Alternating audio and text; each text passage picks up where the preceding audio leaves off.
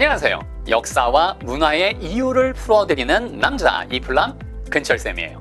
오늘은 영국으로 출발합니다. Here we go. 네, 여러분, 세상에 벌어지는 일이 우연인 것 같지만 들여다보면 모두 다 기후와 지형이 만들어내는 필연입니다. 댓글에 쌤, 세계 정치나 어떤 시사도 좋지만 여행을 가서 알아둬야 되는 곳들의 어떤 특징들을 잘 설명해 주시면 좋겠어요 라고 해서 오늘 한번 마련해 봤어요.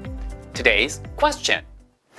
자, 영국 하면 우리가 차 중에서 밀크티를 떠올립니다. 자, 오늘의 질문은요. 한국은 왜 녹차를 마실까요? 영국은 왜 홍차를 마실까요? 게다가 우유까지 넣어서 왜 밀크티를 마실까요?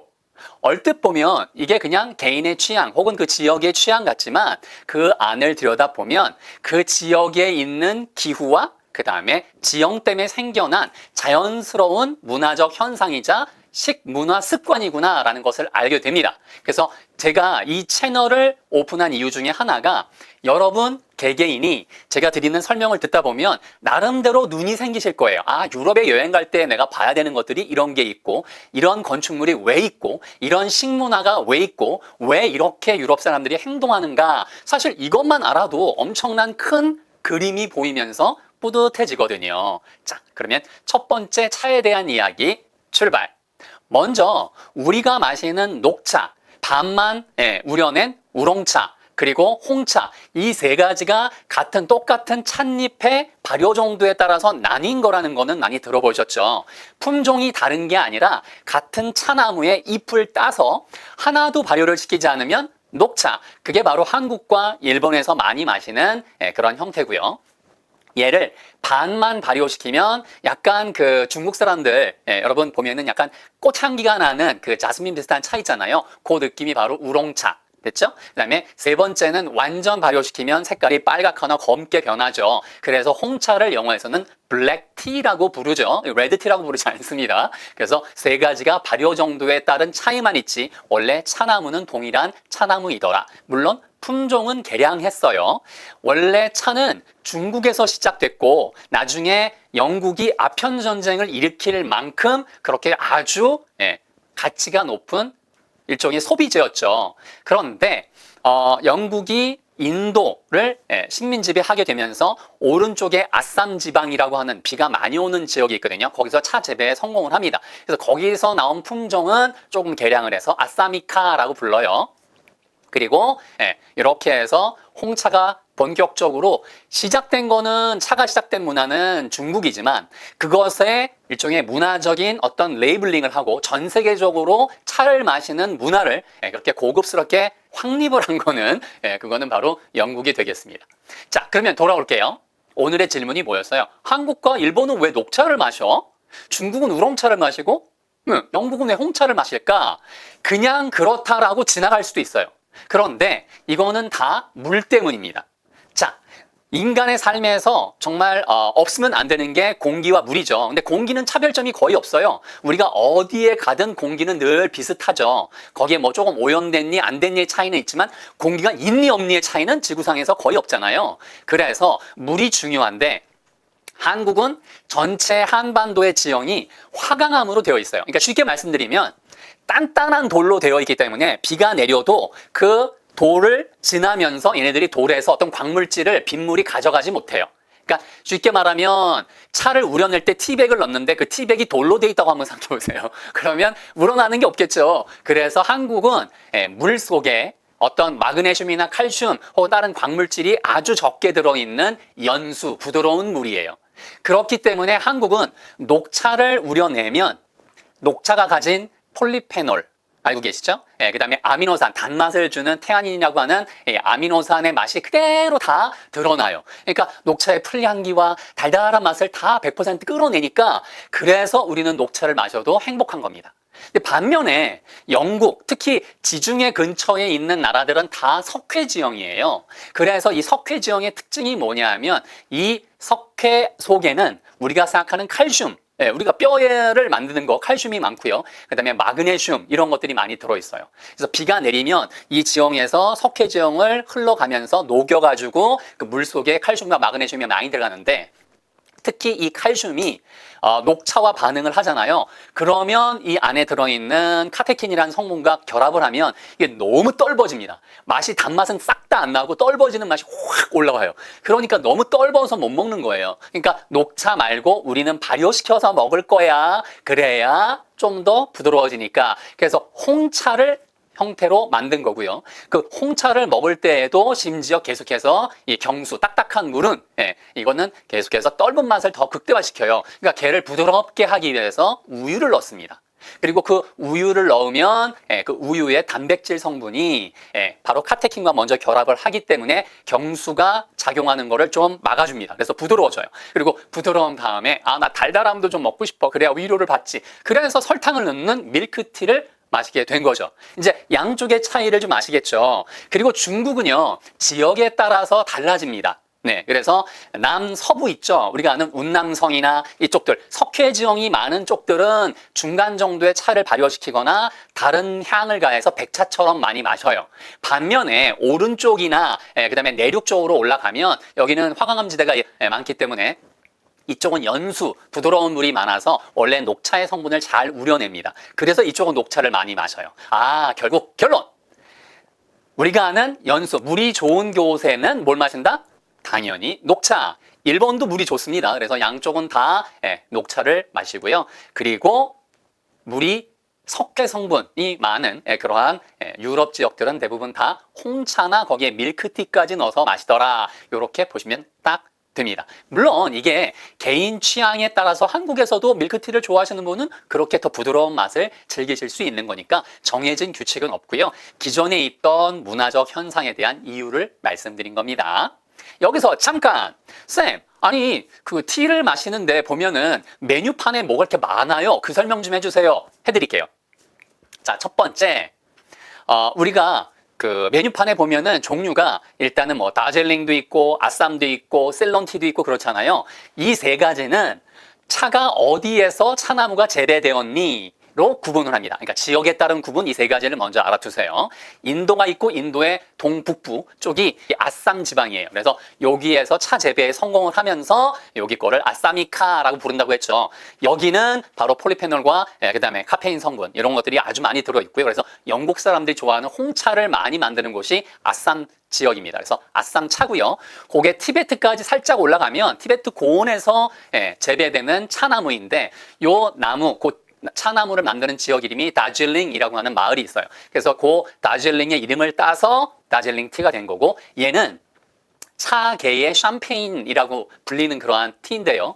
얘는 맛이 되게 섬세하면서 고급스러운 그런 맛들이 나니까 이 다질링은 천천히 음미하면서 드시면 딱 좋습니다. 일부러 여기에 뭐랄까요, 우유를 넣는다거나 설탕을 많이 넣지 마시고 조금씩 한번 우려서 맛보시면 그 느낌이 딱 나올 겁니다. 그리고 인도가 있으면 인도의 눈물이라고 불리는 오른쪽 밑에 바로 스리랑카. 스리랑카의 옛 왕국 이름이 실론 왕국이었죠. 그래서 거기에서도 차 재배에 성공하면서 영국이 거기에 있던 차를 가지고 들어오죠.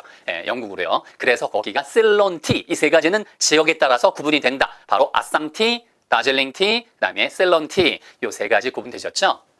그리고 시기에 따라 먹는 게 있어요. English breakfast가 있고 afternoon tea라고 이렇게 메뉴에 나와 있는데 얘는 뭐냐면 아침에 일어나면 여러분 잠이 덜 깼기 때문에 카페인이나 이런 홍차가 강해야 되겠죠. 그러면 아침 식사를 할 때 이 사람들 주로 뭐 햄하고 베이컨, 소세지 이런 거 먹잖아요. 이건 아주 기름기 많은 거. 그러니까 걔를 잡아줘야 되기 때문에 카페인 함량도 높고 아주 진하게 마십니다.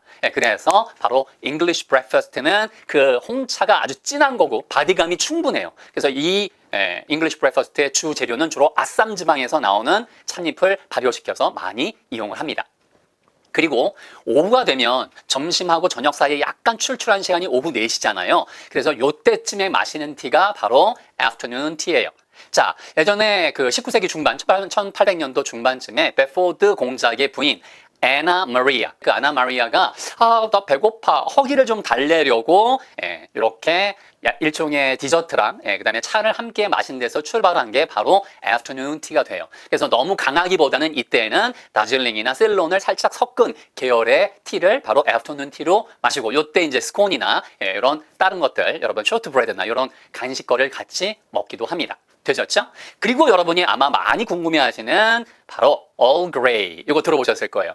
요거는 1830년대에 영국의 총리가 있었는데 그 사람 이름이 찰스 그레이였어요. 이분이 백작이었기 때문에 앞에 E-A-R-L Earl Charles Grey에서 찰스를 뺀 거예요. 그래서 이분이 중국에서 백차를 선물을 예전에 받았었는데 그걸 다 먹고 난 다음에 백차가 좀 그리운데 비슷한 거 우리도 만들어 볼까 해서 본인이 거기다가 베르가못이라고 하는 감귤류가 있거든요. 그 껍질에 추출액을 갖다가 이렇게 발효를 시켜가지고 같이 만들었더니 강한 풍미 향이 올라오는데 취향이야 하면서 마시게 되었기 때문에 그 이름을 가지고 그대로 쓴 게 Earl Grey, 그러니까 그레이 백작이란 뜻인데 강한 향이 올라오죠. 근데 이게 너무 강하기 때문에 저는 개인적으로 향은 좋아하지만 저 같은 사람은 안 맞거든요. 그래서 그 Earl Charles Grey의 부인 있죠. 부인이 여보 좀 부드러운 거 없어? 그래서 만든 게 Lady Grey예요. 얘는 베르가못 대신에 귤 껍질이라든가 이런 레몬 껍질 같은 것들 좀 더 부드러운 것들로 발효 정도를 더 강하지 않게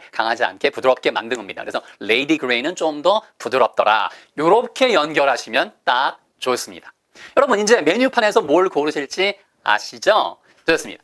식문화에 이 물이 미치는 영향이 여기에서 끝나느냐? 아닙니다, 여러분. 확장을 해보면 이게 머리에서 재밌구나 라는 생각이 확 드실 거예요. 우리나라는 떡을 먹죠. 쫀쫀하잖아요. 그리고 우리 수제비도 쫀쫀하죠. 그런데 영국은 보면 간식 같은 경우에 금방 말씀드렸던 뭐 이런 그 쿠키 종류의 바로 쇼트브레드라고 하는데 그 브레드랑 스콘도 되게 막 바스러지잖아요.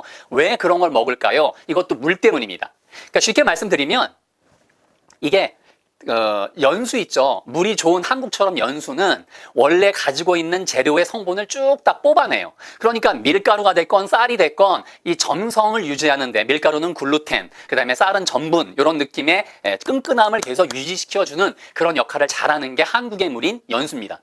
연수는 물이 굉장히 좋기 때문에 여러분 따로 연수기를 쓰지 않으셔도 돼요.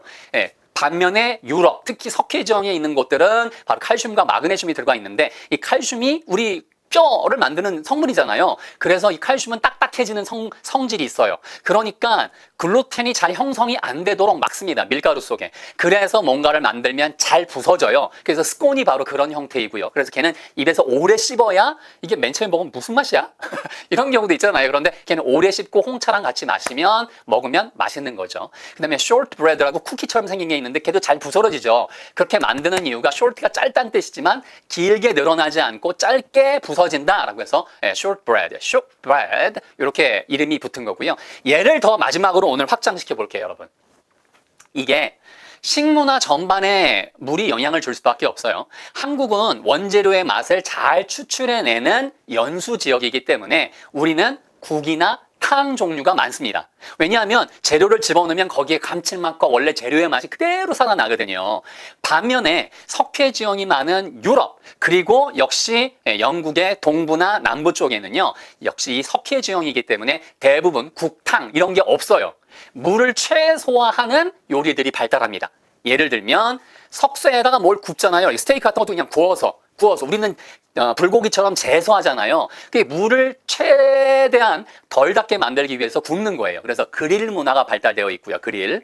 동시에 얘를 돌려서 볶으면 로스팅 문화가 발달되어 있고요. 그 다음에 물 대신에 기름을 넣어서 우리가 볶으면 그게 프라잉이죠. 프라잉. 그래서 이 세 가지 그릴 문화, 로스트 문화, 프라잉 문화가 발달되어 있는 이유는 물의 접촉을, 경수의 접촉을 최소한도로 해야 되기 때문에 왜? 칼슘이 들어가면 딱딱해지는 성질이 있거든요. 음식 재료를. 그 다음에 맛이 잘 나오는 걸 막아버린단 말이에요. 칼슘이 결합을 하기 때문에. 그래서 그렇습니다. 그래서 이런 것들을 염두에 두시면 많은 것들이 확장되면서 다 이해가 되실 거예요, 여러분. 자, 오늘은 핵심이 물이라고 하는 것이 인간의 삶에 정말 중요한 영향을 미치는데 이것이 음식 문화, 그 다음에 우리가 기호식품 문화에 절대적인 영향을 줄 수밖에 없다. 이 생각을 가지고 있고 부드러운 물이 연수고 그 다음에 아주 유럽 가면 여러분 비누 풀면 거품 잘 안 일어나잖아요. 그게 경수예요. 그래서 이거를 확장하면 오늘 말씀드렸던 음식 문화 말고도 왜 유럽 사람들이 머리를 3일에 한 번이나 일주일에 한 번 감는지, 머리 감고 나면 왜 뻣뻣해지는지, 그리고 그래서 이 사람들이 린스 쓰는 거예요. 그 다음에 동시에 세탁을 하면 세탁물이 되게 뻣뻣하거든요. 그래서 섬유유연제 쓰는 거예요. 그러니까 이런 식의 다 이유가 있다는 거를 출발점 밑바닥에서 올라오면 여러분 그 이유를 통해서 여러분만의 시각이 생기게 되고 이게 확장되면 건축물, 미술, 그 다음에 사상, 철학 이런 것들도 다 지형과 기후에 관련이 있습니다. 영국이 왜 의회 제도가 발달했고 영국은 왜 축구, 럭비, 크리켓, 그 다음에는 뭐 이런 것들이 골프 같은 운동이 발달했는지 이것도 다 관련이 있습니다. 자, 여러분 오늘 내용 어떠셨나요? 재밌으셨나요?